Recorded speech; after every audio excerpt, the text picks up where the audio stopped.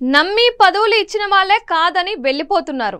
Seat రాలేదని కొందరు, సరైన గౌరవం లేదని మరికొందరు ఎన్నికల సమయంలో జగన్ను వదిలి వెళ్ళిపోతున్నారు. తాను అధికారంలో ఉన్నా లేకున్నా ఎమ్మెల్సీ పదవులు ఇచ్చిన వాళ్ళే నేడు కాదనుకొని వెళ్ళిపోతూ ఉండడాన్ని ఫ్యాన్ పార్టీ కేడర్ జగన్ను సూటిగా ప్రశ్నిస్తుంది. ఇది నువ్వు చేసుకున్న తప్పిదమా లేక మరేదైనా కారణమా అన్న సందేహం ప్రతి ఒక్కరిలో కలుగుతున్నాయి. వరుసగా ఎమ్మెల్సీ పదవులను వదిలిపెట్టి మరీ వెళ్ళిపోతూ ఉండడాన్ని పార్టీ నేతలు సైతం కేడర్కు సర్ది చెప్పుకోలేక ఇబ్బందులు పడుతున్నారంటే జగన్ ఎంపిక ఏ విధంగా జరిగిందో ఇక వేరేగా చెప్పాల్సిన అవసరం లేదనుకుంటా. జంగా కృష్ణమూర్తి బీసీ నేత 2019లో తొలి ఎమ్మెల్సీ పదవిని ఆయన ఎమ్మెల్సీగా ఎంపిక చేస్తున్నట్లు ఏలూరులో జరిగిన బీసీ సదస్సులో జగన్ ప్రకటించారు.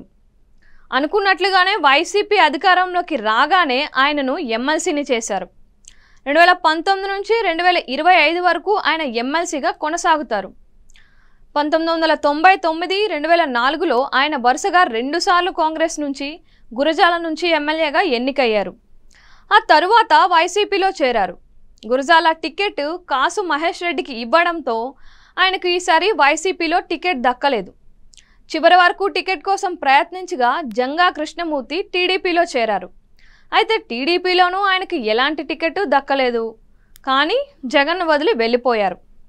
ఇక సి రామచంద్రయ్య విషయానికి వస్తే ఆయన ఒక సీనియర్ నేత. టీడీపీ, ప్రజారాజ్యం, కాంగ్రెస్, వైసీపీల దాదాపుగా అన్ని పార్టీలు మారి వచ్చారు. 2019 ఎన్నికలకు ముందు చేరిన ఆయనను జగన్ దగ్గరకు తీసి ఎమ్మెల్సీని చేశారు. కడప జిల్లాకు చెందిన సి రామచంద్రయ్య గతంలో టీడీపీలో ఉన్నప్పుడు రాజ్యసభ సభ్యుడిగా చేశారు.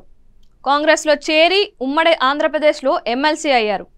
ఆ తరువాత వైసీపీలో చేరి మరోసారి శాసనమండలి సభ్యుడిగా ఎన్నికయ్యారు. ఇలా ప్రజల్లో నుంచి కాకుండా పరోక్ష ఎన్నికతో ఆయన చట్టసభల్లోకి అడుగు పెడుతూనే ఉన్నారు.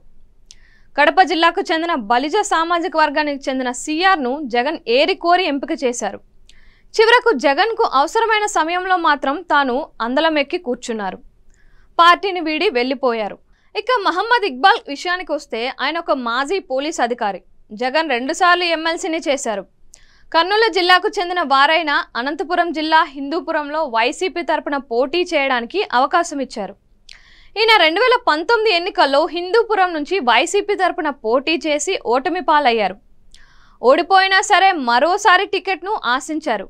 కానీ జగన్ వేరే వాళ్ళకి అవకాశం ఇవ్వడంతో జీర్ణించుకోలేక పార్టీకి గుడ్ బై చెప్పేశారు. జగన్ తనను నమ్మిన వాళ్లకు కాకుండా తాను నమ్మిన వాళ్ళనే ఎమ్మెల్సీగా చేశారన్న విమర్శలైతే బాగా వినిపిస్తున్నాయి. ఇలా పదవులను, పార్టీని వదిలి వెళ్లే వారికి పంచిపెట్టి జగన్ అసలైన నేతలకు అన్యాయం చేశారన్న వాదనలు కూడా పార్టీలో వినిపిస్తున్నాయి.